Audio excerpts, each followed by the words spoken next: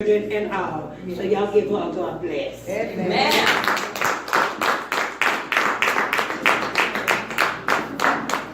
Good evening.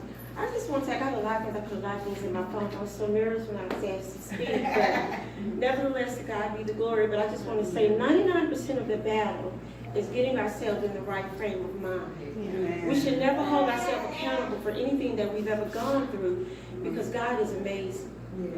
He is a teacher. He is a listener. He is your best friend. He will be everything to you. And I had to find that out. My mother is my inspiration. She's everything. She's firm. Sometimes you get on my nerves. But she's firm, but I need that. When she gets on my nerves, I need to be brought back. Amen. But Silent Cries is a ministry that the Lord had given me. I was in church one day, and I was at my old church, the church I had grew up in. I was no longer at that church, but the first lady of that church asked me to come and be her honor bearer because I was before I left that ministry. And so I got the permission from the pastor that I was under, to see if I could go back and be that for her. And he said yes. Wow. Baby, let me tell you, they had a program that evening. And my first time, this is how Silent Cries came about. The singer Darren Coley has a song called Silent Screams. And so this young man was miming to that song. And the words are, dressed up on the outside, things appearing well. And I got to thinking about it. It took me to a place. Now before this, I'm loving God. I'm doing what I thought, was being obedient, doing what was asking me, walking in the right frame, treating everybody the way that I wanted to be treated. But yet and still that's not enough. And I'm going to explain myself further. But as this baby was miming and I was listening to the song, God took a hold of me. And he took me back. It's okay. It's okay. My mother had given me up for adoption when I was young. I never held that against my mother because my mother wanted best for me. And she could not fulfill the need that she needed to fulfill at that time. But I never held that against my mother. The people that she had given me up for adoption to, it was an older couple, and he was very abusive. He was an alcoholic. He was very abusive. His wife, Miss Jessie, a loving woman, she had heart trouble. And so he would go out and get drunk, come back, and I wasn't used to my first time seeing domestic violence. What I know now is domestic violence. He would come in, kick things, break stuff, and I would find myself in the corner just huddled.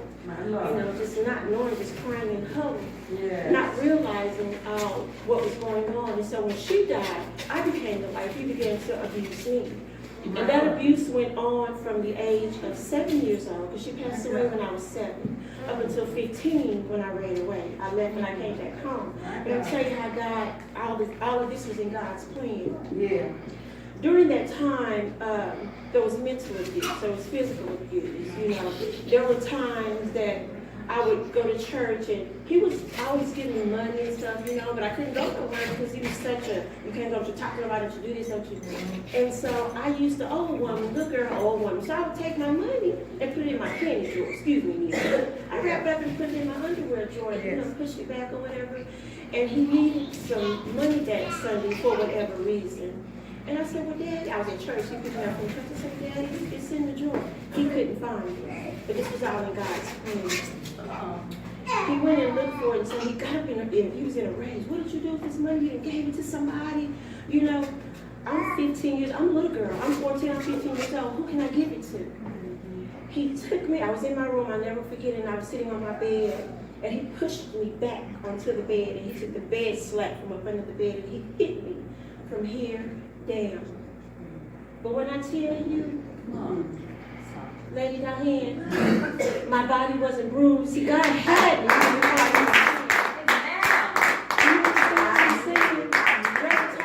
would have friends spend the night with me, and I would just automatically wake up. He's trying to mess with them. I would give myself to them because that was all I knew. I would give myself to him so he wouldn't mess with them. My Lord Jesus. The time my mother got saved, I didn't know she had gotten saved or whatever. I had saw my Aunt Sally at KFC off of Rosedale. It was KFC a long time ago. Off of Rosedale and Ayers. And I looked at my aunt and I was like, oh my God, you know, take me with you. You know, I was afraid to say anything because I was so young. But I looked at her and she ended up giving me her phone number. When she gave me her phone number, it's maybe like a week or two later, I don't know time, but time had passed by, and that's when that Sunday came about, him looking for the money.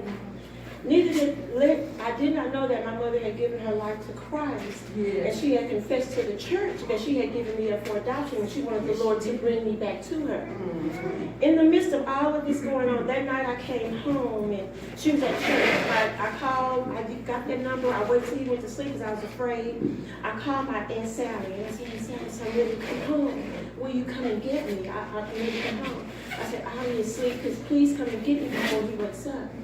And so when she sent my cousin Junior, and he came and him and his girlfriend picked me up or whatever. So by the time I got there, I was thinking I was going to see my mom, but her and my sister and everybody was at church. And so I waited for them to get there, but it was a Church of God in Christ church. If you're in Church of God in Christ, you know they go long. So my cousin came back and got me. So well, baby, he said, well, I'll bring you back the next day. That night, my mother's home burned down. She lost everything. And so I'm at my grandmother's house, Eastside Projects, off of 4th Street up there. So I'm at my grandmother's and my auntie's home. And then we got up because my mom had called my auntie, and so we went over there. And that's when she knew that I had came back. But long story short, when this baby was miming to this song, the Lord had took me back to this place. He took me back and he just broke me. Because within those years, I was angry. Within those years, I'm very quiet. I'm quiet by nature, but don't mess with me. Amen. Because the Lord stepped in. I'm quiet by nature, but I will beat you up. Before I got saved, that was just me. I didn't bother anybody, you know. But that's just who I was. And the Lord took me back and he broke me. And ladies, when I tell you, ladies and gents, when I tell you that in the breaking he was making me, I didn't hear the songs anymore. The only thing I heard, or the only thing that I felt, was just God had his arms around me. Praise God. And the thing that I began to reminisce, he began to make me, allow me to reminisce over everything that I had gone through. Yes. And I began to cry, and I got so sorrowful. And the tears ran forever. Oh my God, they ran forever. But it was in that moment that the Lord was releasing me from everything that I had gone through in my life. And when I think about it, I still cry. I'm almost 50 years old, y'all. I'm almost 50. And I thank God that I haven't done anything like I've gone through. Nothing.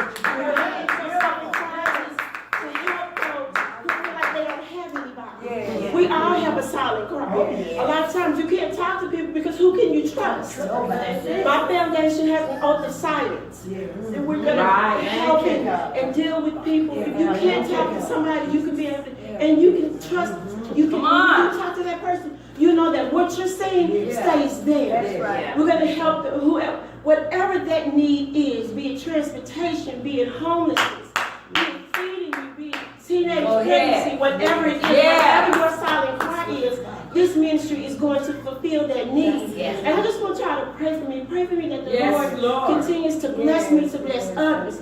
I cannot sit still and bless others. Come on. Because of everything that he's done for me. Everything that he's done for me. I could have been a drug addict. I could have been a prostitute. I could have been a lot of things. The only thing, my only sin was smoking weed. Didn't do any good because once I came up off of that high, that problem was still there. That problem was still there. And I was a late bloomer. I started that at 26. But I went well into the years with that until the Lord saved me. But I'm thankful. I just want y'all to pray for me. I just want you to know, sister, I feel you. I'm very empathetic. And I feel people. I can't have many friends because I take on what they take on. And so as you guys are giving your testimonies about where you've been and about where you come from, I just wanted to leave this with you. Be the love that you never received. Because in that instant when you feel like that you're by yourself, or you see somebody that you know that's having a problem, you don't always have to know what it is to walk up to that person. That's right. Amen. You have to know what that situation that problem is. To say that I love you and I'm Right. If you need me, I'm here. But if you say, if you need me, I'm here, Yes, be there. That's it. You got to Be say there. work. And so this is a part of Thank you, Lord. my testimony. And I just also want to say, strong people are those who can build a firm foundation with the bricks that they have been thrown. And I know everybody in this room have experienced something. I love We all have a silent cry, but I encourage you to start somewhere. If in fact you don't know God, it's a personal thing. You don't have to fall to your knees, oh Father God, and I'll have to hoop like the preachers and stuff. No. I talk to him like he's my best friend. Right. If I'm feeling some type of way that day, I'll be like, Lord Jesus, because I'm human. You have to step in. Because I'm not feeling it today, and I know I need to be on my best, but your girl ain't him. That's how I talk to God. That's right. It's my personal relationship with him. And there are times I can sit up, you guys, and he just falls on me, and I just begin to cry, and I thank him for that. You know why? Because that's my sincerity and my personal relationship with him. Am I perfect? No. Do I want to be? No. Will I ever be? No. But I thank God for who he is in my life. I thank him for not giving up on me. I thank him for I have a son now that's in jail. I always do. You know, he's in jail. He'll be 27 years old on New Year's, but I want to get a chance to spend time with him. That's because of the decisions he's made. So it's not that we don't know, but don't feel bad because if you do make a decision and you fall, don't feel bad about that because we all have failed. Right. But God will be there to pick you up every time. Y'all pray for me. Amen.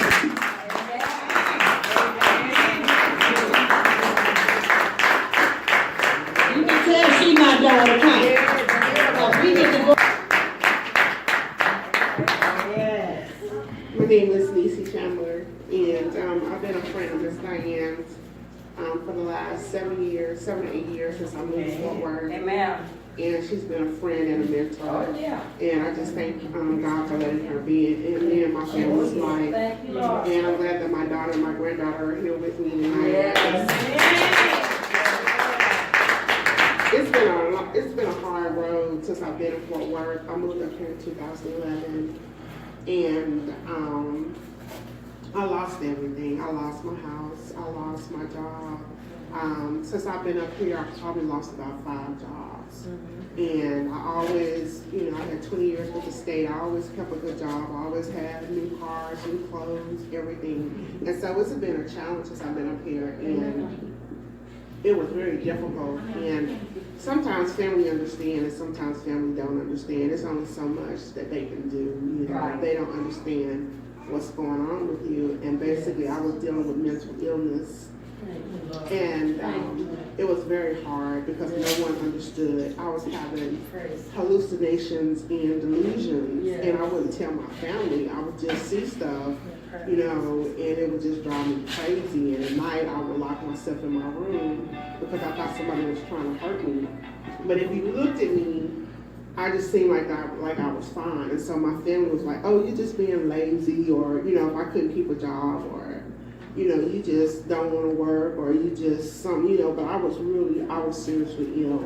And I went to mental health services, and on top of that, they gave me the wrong medication. I didn't know it. So about this time last year, it was hilarious. I can laugh about it now, but I drove over to Miss, I had enough. I couldn't take it no more, because then I started hearing voices. And I drove to Miss Diane's house in a beat up car. The window was broken out in the front. It was smashed in. And I told Miss Diane, I said, somebody is after me. And she started praying for me. And I had my son in the back, he's 17. And I said, somebody's after me. And she started laying hands on me and praying for me and stuff like that. It was horrible. It was just, I had enough. I couldn't deal with it anymore. And so then I went home and I left. I went to Austin. I stayed down there. My family was still trying to figure out what was wrong with me and everything. It was just terrible. I just couldn't sleep. I couldn't eat. I wasn't eating. I wasn't sleeping at all. So to make a long story short, I finally went into the hospital. Now. And it was crazy because as soon as I got there and I seen the psychiatrist, he was just I was telling him what was going on with me, and he just looked at me and he just wrote on the paper. And I'm like, are you listening to me? All these people are after me and somebody's trying to kill me. And, I just thank God because I was recommended to go to the hospital when I first moved up here. Miss Diane told me to go to the hospital, but you know, a lot of black people think there's a lot of stigmatism with mental illness, and I didn't want to go. And I'm like, that's not what's wrong with me. And so the doctor just looked at me and he took me off all my medication and he changed it. He said, you're on the wrong stuff. And I was like, you know what? And like 2 or 3 days later, everything started clearing up in my head.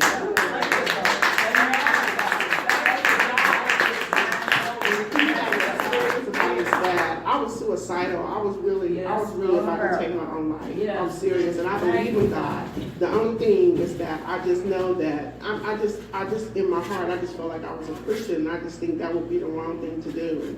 And so ever since then, ever since I got out of the hospital, I stayed in 2 weeks.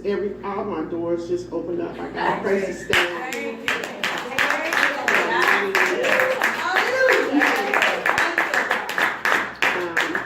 Even money, I mean, you know, I don't understand it, but God bless me with money, and He's taking care of all my needs. I don't have a husband, but I'm praying for a godly husband.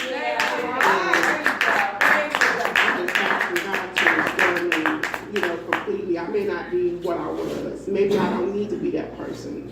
Because a lot of times I thought I was better than other people because I had everything that I needed. Amen. And so now God has really humbled me, and I'm just asking for your prayers.